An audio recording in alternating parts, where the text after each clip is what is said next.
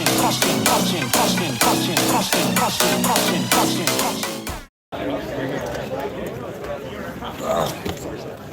up, Malik? What's going on, Malik? How you feel? Great job today. You went easy on him. Yeah, it's good. Hey, talk about that hat you got on. What's the message you're trying to send? I know it's all business. No, this is actually personal. I mean it from the bottom of my heart. If you heard anything bad about me, believe all that shit and leave me the fuck alone. So it's a way of saying that, people don't discuss issues now. They just blame me for issues. Well, if you're blaming me for anything, blame me. But if that caused you to stay distance from me, then stay the fuck away from me.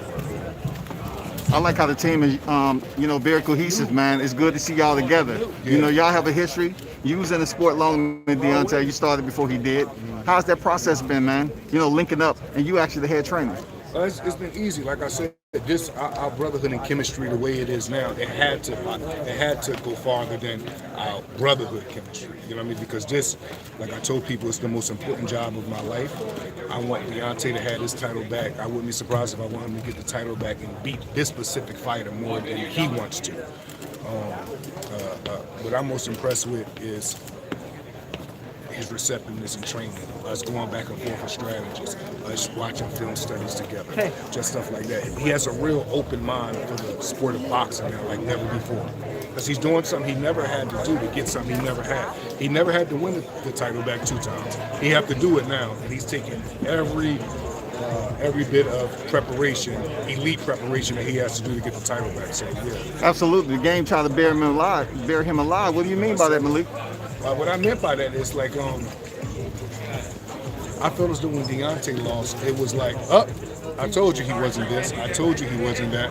You know what I mean? It was like, and where I went wrong with that was I said the game tried to bury him alive. When all actuality, when most fighters, in my opinion, especially African American fighters, lose, it's looked at to me in a different way of he's done it.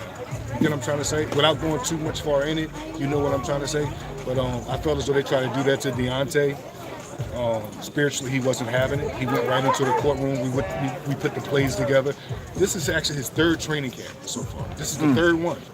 The pandemic and all of that was going on. He was in the courtroom and training camp. The dates will fall through. This is the 3rd one. And this one right here is the best one.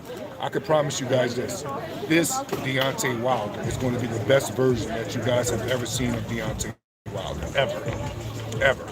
Given that you're saying how stubborn he is, how do you walk that fine line with him since you have been a fighter, you fought each other, you've been in camp together, you have friends and brotherhood, and now this next chapter in your relationship. So how do you kind of tread that line between his stubbornness, being able to be effective? Well, I want to get that straight. What I mean by stubbornness is, to me, to be great comes with being stubborn. To be like phenomenal in whatever your art genre may be, it comes with, wanting to do things, maybe whatever way you think that person should do it or yourself may should do it. I enjoy his stubbornness. You know what I mean? I enjoy seeing him be in a bad mood and still seeing him crush the workout. I enjoy stubbornness, you know what I mean? Because I'm stubborn myself. And it's nothing really to work around because, like I said, that's my analogy from him from afar. But when it comes to boxing, when it comes to being in that gym, when it comes to Joey working him out 6:30 in the morning, when it comes to us sparring, when it comes to everything, he's the most open-minded, receptive person that I've ever trained so far. Y'all have a close bond, right? Mm-hmm. And so February 22nd, and you say you all February 24th. Y'all. 22nd. I thought you said July. I'm sorry, brother. Yeah, so basically after the fight, you say y'all had a conversation. Did you hug Deontay? What was the conversation y'all had after that fight? To be real honest, I know you guys is going to really kill me for this shit, but I don't give a fuck. Like, the Tyson Fury Wilder fight, it got me a little emotional after the fight, you know what I mean? Because, I'm just like that. I'm a compassionate person, especially people I care about. And I've never seen my brother have an off day like that. Mm-hmm. And, it made me a bit emotional. And, I shared my emotions with him. He shared his emotions with me. And from there, we came up with the game plan on what had to materialize into what's everything that's happening now. Me being the head trainer, him being in the best shape of his life, him looking the best he's ever looked in training camps, just everything. And when I say Deontay is receptive to physical training, I'm not just talking about training, I'm talking about to even strategize, and I'm talking about to even an everyday life thing. You get what I'm trying to say? Like I told you guys before, I think the loss was the best thing that ever happened to him because they woke up a fucking monster.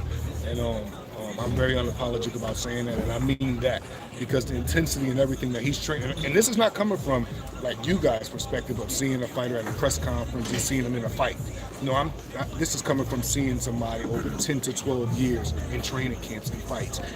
Training camps and fights. So you learn people habits. So you learn people ways. Any ways or bad habits Deontay has had, he has broke all of those habits. You know what I'm trying to say? Yeah. Man, the man pushes me in training. We're strategizing together. He's doing film study with me. You know what I mean? So it's just a good thing, man. And I'm extremely grateful and I'm just extremely grateful to be in this position. Deontay trusts me with his life. He trusts me with his career. He trusts my knowledge. He's trusting everything. So, you know, he's the machine that have to go and get the job done, but I'm the brain behind the machine that have to help him operate to execute the game. That being said, was that strategy earlier with the not say anything, the headphones? Did y'all discuss that, or was it like? He really just don't got too much to say. Even when we're in training camp, there's times that, you know, he's like, bro, what you want me to do? What am I doing today, Malik? I tell him what to do. If he's not doing it the right way or the correct way, we stop the work, he corrects it, and we go forward. The mindset is just violent, very violent. You know what I mean? And that's just not here with you guys. Like, that's in training camp. That's in strength and condition.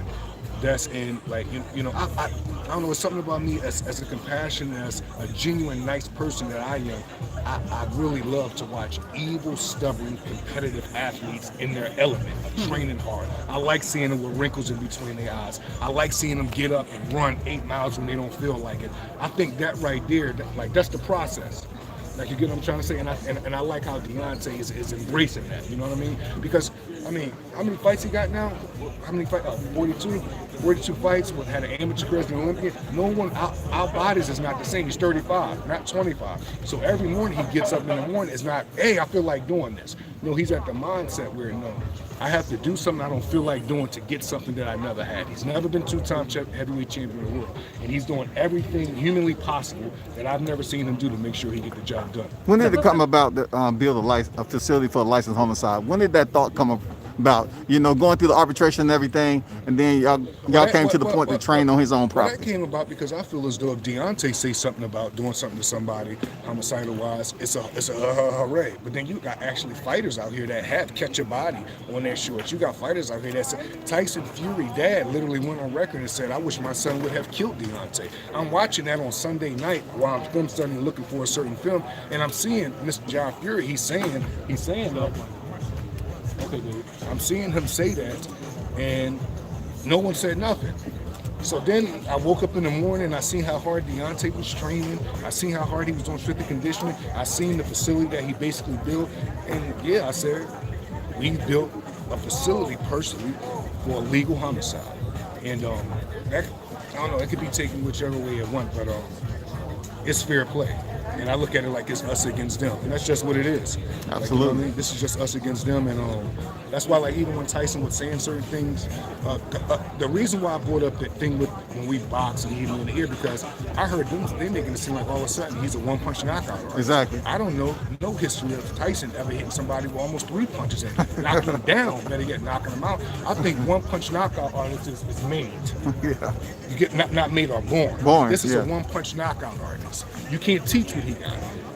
All of a sudden, it's real. But you responded correctly, though. You said, okay, if you're trying to say that I cannot build up Deontay Wilder and teach him that, so that means, so Sugar Hill, what did he do? So and that goes for, and that's no knock to any trainer. I know great trainers that is my big brothers in this game that never, Joe Goosen, never really had a boxing match. He's my big brother. He taught me so much.